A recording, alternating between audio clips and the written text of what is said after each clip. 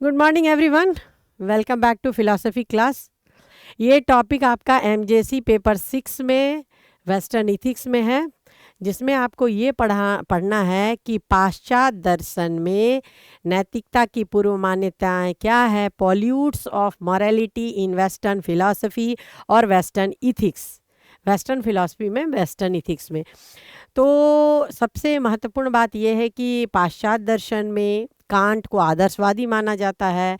पाश्चात्य दर्शन में कांट को इतना महत्व दिया गया है वेस्टर्न फिलॉसफी में जितना कि भारतीय दर्शन में गीता को महत्व दिया गया है, वैसे ही कांट को भी पाश्चात्य दर्शन में महत्व मिला है।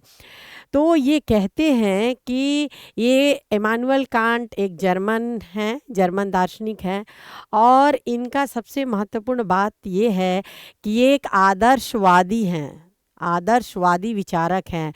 इसमें दर्शन शास्त्र में तो लोग इनको पढ़ते ही हैं, साथ में राजनीतिक विज्ञान में भी, राजनीतिक शास्त्र में भी इनके आदर्शवादी राजनीतिक शास्त्र भी लोग पढ़ते हैं। तो यहाँ जो आज हम चर्चा करेंगे वो उनके अनुसार नैतिकता की पूर्व मान्यता, इस पर हम विवेचन करेंगे। कांट ने नैतिकता को मानव जीवन के लिए बहुत ही महत्वपूर्ण स्थान दिया है। उनका कहना है कि नैतिकता मनुष्य का वो गहना है जिसके बिना जिसके अभाव में मनुष्य को मनुष्य नहीं कहा जा सकता है। मनुष्य के बारे में मनुष्य कहलाने के लिए नैतिकता का होना आवश्यक है। जिस तरह वस्त्र होता है एक शरीर को ढकने के लिए, और बिना वस्त्र का व्यक्ति को नहीं हम रख सकते हैं, उसी प्रकार नीति विहीन व्यक्ति समाज के लिए अच्छा नहीं होता है, ना किसी राष्ट्र के लिए, ना कोई परिवार के लिए होता है। नैतिकता वो आवरण है जिससे व्यक्ति कहलाता है और मनुष्य मनुष्य होता है, और नैतिकता के पथ पर चलकर ही लगातार वो विकास कर सकता है। तो नैतिकता को जीवन में महत्वपूर्ण स्थान दिया है। उनका कहना है कि नैतिकता प्राकृतिक प्रवृत्तियों का दास नहीं होता है व्यक्ति नैतिकता की वजह से, बल्कि विवेक और कर्तव्य के मार्ग को नैतिकता की वजह से ही व्यक्ति अपनाता है और उसी के अनुसार वो कार्य करता है। पश्चिमी दर्शन कांट ने नैतिकता में स्वतंत्रता और स्वायत्त अधिकार प्रदान किया। उनका मानना है कि नैतिकता किसी बाह्य सत्ता या अनुभव पर आधारित नहीं होती है, बल्कि अंतःप्रेरणा और कर्तव्य पर आधारित होता है। यहाँ पर उन्होंने अंतःप्रेरणा की बात की है, जिसमें आत्मा को उन्होंने तरजीह दिया है। सब आत्मा की आवाज़। उनका कहना है कि आत्मा कभी गलत कार्य करने के लिए इंसान को प्रेरित नहीं करती है। आत्मा की अमरता को भी वे मानते हैं। तो यहाँ ये अनुभव पर, उनका अंतःप्रेरण अनुभव पर और कर्तव्य बोध पर आधारित है। उनका एक प्रसिद्ध युक्ति है duty for the sake of duty, अर्थात मनुष्य का कर्तव्य के लिए करना चाहिए।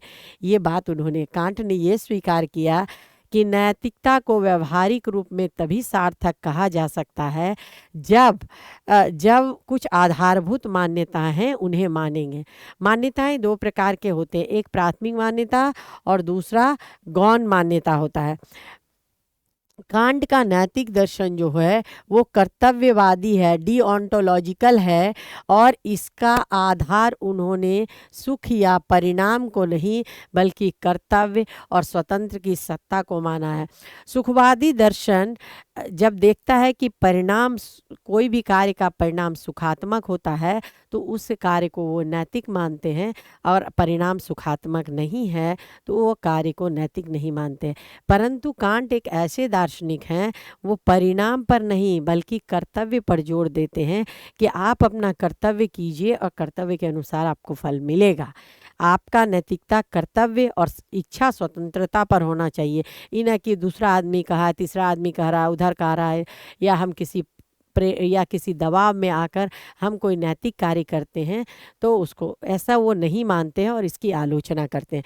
अब उनका प्रसिद्ध है कैटेगोरिकल इम्परेटिव। कैटेगोरिकल वो एक अवधारणा और उसी से आपादित होती है। तो जिसके अनुसार ऐसा आचरण करें जो सार्वभौम नियम बन जाए, मतलब आप इस तरह आचरण कीजिए जो सबके लिए उचित और सार्वभौम हो। जैसे हिंसा नहीं करना, हिंसा नहीं करना है तो सभी व्यक्ति को हिंसा नहीं करना है। हिंसा करने से क्या होता है, आप सबसे पहले हिंसा हिंसा करेंगे तो जिसके प्रति हिंसा कर रहे हैं तो हिंसा हिंसा को जन्म देती है उनके अनुसार, और हिंसा होने से समाज का अस्तित्व खतरे में पड़ेगा, व्यक्ति का अस्तित्व खतरे में पड़ेगा। इसी दृष्टिकोण से नैतिकता केवल बुद्धि और संकल्प की स्वतंत्रता होनी चाहिए, ना कि सुख स्वार्थ और ईश्वरीय आदेश होना चाहिए। मतलब आपकी नैतिकता जो है संकल्प की स्वतंत्रता होनी चाहिए, सुख और किसी ईश्वरीय आदेश का विषय नहीं है, बल्कि आपके इच्छा स्वतंत्रता का हिस्सा है, फ्रीडम ऑफ विल। अब उन्होंने मान्यता में व्यवहारिकता मूलभूत तत्व को स्वीकार किया है और जिसको हम चर्चा करेंगे। सबसे पहले प्राइमरी है, ये वे आधार हैं जिन पर संपूर्ण नैतिकता टिकी हुई है। ये किसी बाहरी सत्ता को नैतिक आचरण करने के लिए हस्तक्षेप करना स्वीकार नहीं करते हैं। वह बिल्कुल विवेक, प्योर रीज़न से जो डिसीज़न होता है उसी के अनुसार नैतिक आचरण कीजिए, नैतिकता का पालन कीजिए, ये बात को स्वीकार करते हैं जिसमें व्यक्तित्व मानव विवेक और व्यक्तित्व से उत्पन्न होता है। अब उन्होंने दूसरा एक टॉपिक रखा है विवेक। नैतिकता का वास्तविक आधार विवेक है। अनुभवजन्य इच्छाएं नैतिकता का आधार नहीं हो सकता। वो कहते हैं जो नैतिकता होती है इमोशन का विषय नहीं है, ये प्योर रीज़न का विषय है। रीज़न यानी पूर्ण रूप से, विशुद्ध रूप से ये विवेक का विषय है। फिर है विवेक मनुष्य को वो क्षमता देती है जिसके आधार पर वो सार्वभौम नियम निर्धारित करता है और उसी के अनुसार अपने को ढालता है। फिर आगे उन्होंने संकल्प की स्वतंत्रता पर परिचर्चा की है, जहाँ फ्रीडम ऑफ विल, यदि मनुष्य स्वतंत्र न हो तो नैतिकता का प्रश्न ही नहीं उठता है। कांट का कहना है कि बाहरी कारणों और इच्छाओं से बंधे बिना केवल विवेक द्वारा स्वयं को नियोजित करना चाहिए। यानी कोई कारण से या ब्राह्य भावना से या किसी कारण से हम कोई आचरण करते हैं तो वो उचित नहीं होता है, हमें पूर्णतः विवेक के अनुसार कार्य करना चाहिए। यही स्वतंत्रता मनुष्य को नैतिक जिम्मेवारी का पात्र बनाता है और इस प्रकार प्राथमिक मान्यताएं नैतिकता को आत्मनिर्भर और सार्वभौम बनाती है। अब हम गौण मान्यता पर विचार करेंगे। यहाँ गौण मान्यता के अंतर्गत हम सेकेंडरी प्री सपोजिशन की बात करते हैं। हालांकि जो प्राथमिक मान्यताएं हैं वो पर्याप्त हैं, लेकिन कांट का कहना है कुछ व्यवहारिक दृष्टि से इसका कुछ अतिरिक्त मान्यताएं भी होना चाहिए जिससे जो कि जरूरी होता है। तो नैतिकता को सिद्धि और सार्थक सुनिश्चित करने के लिए वे कुछ तर्क देते हैं और कहते हैं उसको भी मानना चाहिए। जैसे आत्मा की अमरता, इनका कहना है इमॉर्टेलिटी ऑफ सोल। ये ईश्वरवादी विचारक हैं और ईश्वर के अस्तित्व को मानते भी हैं और कहते हैं कि आत्मा अमर है। आत्मा अमर है तो वो कहते हैं कि आत्मा जो हमें शोल जो होता है वो जो हमें नैतिक आचरण का आदेश देती है वो गड़बड़ नहीं होता है और उसका पालन अवश्य करना चाहिए। ये कहते हैं नैतिकता ये अपेक्षा करती है कि मनुष्य जीवन भर सतत आगे बढ़े, किंतु सीमित जीवन है व्यक्ति का, उसमें नैतिकता का पालन परंतु सीमित जीवन में पूर्ण नैतिकता का पालन नहीं हो सकता है। इसी के कांट ये भी कहते हैं कि आत्मा का अमर होना आवश्यक है, तभी नैतिकता अनंत काल चल सकता है। यहाँ मैं एक बात स्पष्ट कर देना चाहती हूँ कि कांट महोदय ने आत्मा की अमरता का एक आधारभूत, मतलब आत्मा की अमरता को उन्होंने जब सिद्ध किया था तो वो बोले थे कि आत्मा जो हम मानते हैं वो अमर है, तो हमारी प्रवृत्तियां या हमारे जो कर्तव्य हैं किसी इसी जीवन तक संभव नहीं है, बल्कि भविष्य में और भूत में दोनों से ही रिलेटेड होता है।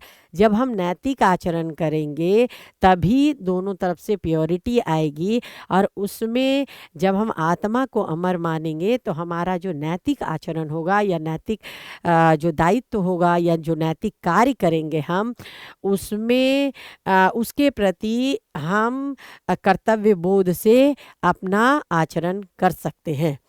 इन्होंने नैतिक जीवन में सदैव ये अपेक्षा कर किया जाता है कि मनुष्य सदैव सदाचारी को सुख और दुष्ट को दुष्ट है जो जो होता है उसको दुख मिलता है।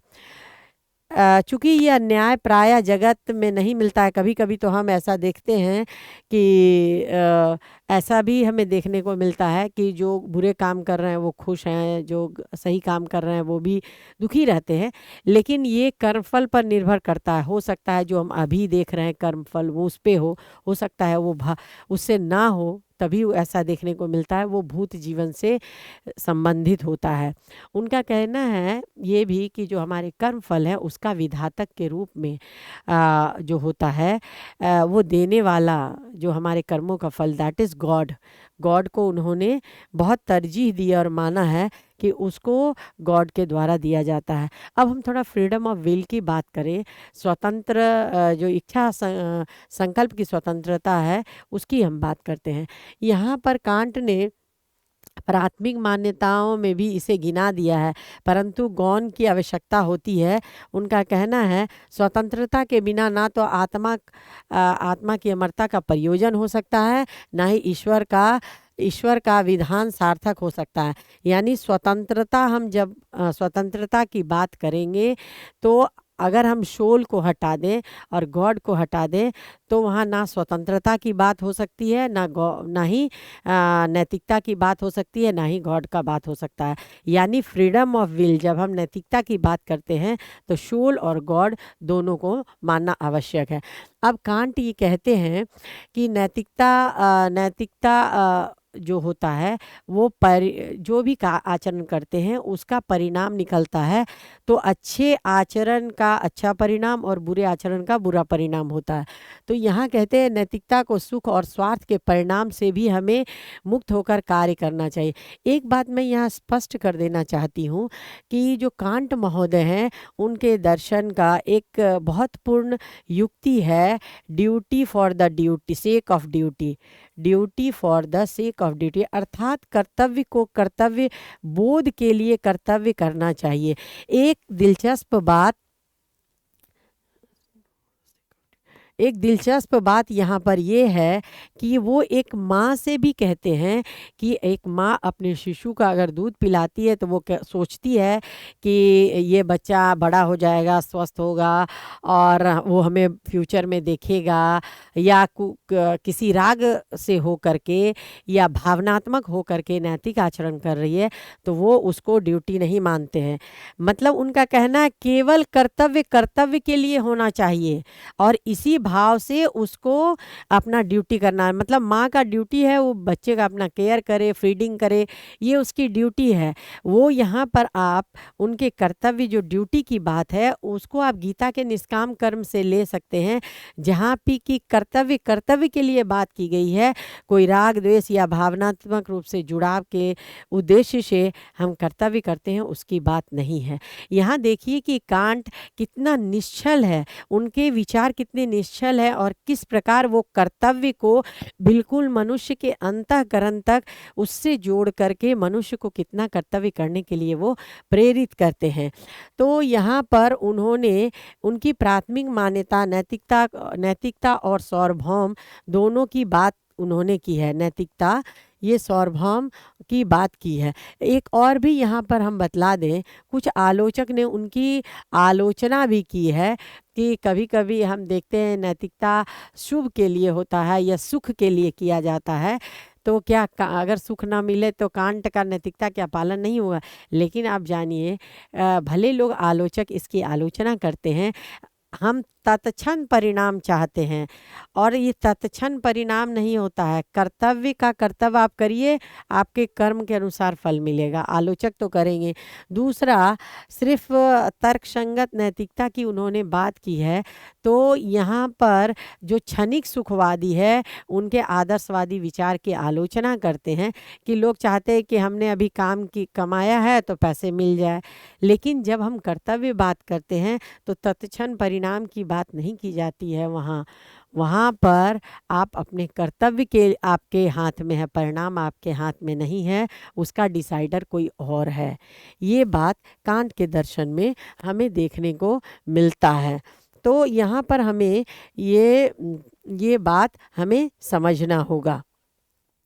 अब गौण मान्यता की समस्या ये है कि जो कांट बात करते हैं, गौण मान्यता की जब कांट बात करते हैं तो यहाँ आलोचक का मत है कि आत्मा की अमरता और ईश्वर की सत्ता में आस्था है तो नैतिक रूप से इससे सिद्ध नहीं। हम जानते हैं यहाँ आलोचक ये कह रहे हैं कि आत्मा की अमरता और ईश्वर को आप सिद्ध नहीं कर सकते, ये दोनों आवश्यक मान्यताएं हैं। तो हम ये जानते हैं कि हम ना आत्मा को ठीक से सिद्ध कर सकते हैं, ना असिद्ध कर सकते हैं, और ईश्वर को भी नहीं कर सकते हैं। ये तर्क नहीं, विश्वास और आस्था का विषय है, और ये इंट्यूशन की बात है। जो सब कुछ हम तर्क से सिद्ध नहीं कर सकते। दुनिया में बहुत सारी चीज़ें हैं जो नॉट विजिबल है, जैसे कि एटम और क्या कहते हैं न्यूट्रॉन, प्रोटॉन, इलेक्ट्रॉन, ये सब हम नंगी आंखों से सिद्ध नहीं कर सकते हैं। तो क्या कहेंगे उसका अस्तित्व नहीं है, जबकि विज्ञान ने इसे सिद्ध कर दिया है। वही बात ईश्वर के साथ भी लागू होती है कि क्या हम ईश्वर को नहीं मानते हैं तो नहीं मानते हैं, तर्क के आधार पर सिद्ध नहीं कर सकते हैं, क्या उसका अस्तित्व नहीं है? आस्थावादी या ईश्वरवादी तो ये स्वीकार करते हैं और वो मानते हैं कि ईश्वर का अस्तित्व है। तो ये एक विश्वास का विषय है। आप नैतिक आचरण करेंगे तो इतना अवश्य है कि समाज में बैलेंस होगा और उससे फिर समाज की उन्नति होगी। ये विवेक पर अब यहाँ पर बात, यहाँ आलोचक ये भी कहते हैं कि नैतिकता अगर ईश्वर पर आश्रित है या ईश्वर इसका निर्धारक है, तो क्या व्यक्ति का जो कर्तव्य होता है वो पूर्व निर्धारित तो नहीं माना जाएगा? क्या जब ईश्वर ही सब कुछ निर्धारक है तो स्वतंत्र फ्रीडम ऑफ विल का तो कोई मतलब ही नहीं रहा। तो यहाँ ये आलोचक ऐसी बात करते हैं। लेकिन अगर आप सकारात्मक पक्ष को देखें तो यहाँ पर हम जब कुछ चीज़ें हमारे नियंत्रण से बाहर हो जाती है या कुछ चीज़ें प्राकृतिक प्रकोप हो जाता है, तो हमारी देखिए विवेक और हमारी सामर्थ्य उस समय काम नहीं करती है। तब हम एक सुपरनेचुरल पावर की ओर आस्था और अपने नैतिक और अपने आप को उनकी ओर सुपरनेचुरल पावर की ओर अपने आप को आलंबित करके या उससे जोड़ के हम देखते हैं। और ऐसे अक्सर मनुष्य को जीवन में ऐसे स्थितियों का लगातार सामना करना पड़ता है।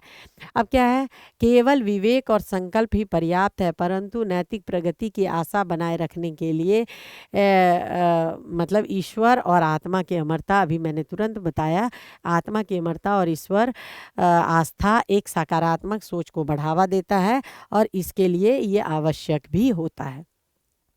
अब जरा निष्कर्ष देखें।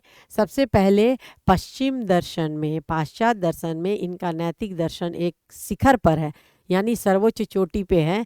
ये आदर्शवादी माने जाते हैं और इन्होंने नैतिकता का आधार दंड और पुरस्कार को नहीं बोला है, बल्कि विवेक, स्वविवेक, इंट्यूशन मतलब और संकल्प की स्वतंत्रता को आधार बनाया, यानी फ्रीडम ऑफ विल और रीजन। यही दो चीज़ें हैं उनके नैतिकता का आधार है। देखिए प्राथमिक मान्यता जो होता है उसके जड़ में विवेक है और व्यक्तित्व है और संकल्प की स्वतंत्रता है, जबकि गौण में आत्मा की अमरता और स्वतंत्र संकल्प है। और ईश्वर, आत्मा की अमरता, ईश्वर की सत्ता और स्वतंत्र संकल्प है। इस प्रकार प्राथमिक जो आधार हैं, प्राथमिक जो मान्यताएं हैं वह दर्शन की नींव देती है और गौण मान्यता उसके व्यवहारिक परिणति तक पहुंचाती है। कांट का जो ये विभाजन किया गया है वो आज भी नैतिकता का केंद्र बिंदु है और हमारे जीवन में आज भी प्रासंगिक है। तथा इम्पोर्टेंस होने के कारण अभी पूरे विश्व में कांट के नैतिक दर्शन को प्राथमिकता दिया जाता है और हम लोग भी नैतिकता को प्राथमिकता देते हैं। एक नैतिकता ही एक ऐसी बिंदु है जिसमें मनुष्य अपने कर्तव्य बोध, सदाचरण और ऐसा आचरण करता है जिस सोशल बैलेंस बना रहे और लगातार प्रगति चलता रहे। धन्यवाद। अगले वर्ग में मैं दूसरे टॉपिक पर लेकर आपके सामने उपस्थित रहूँगी।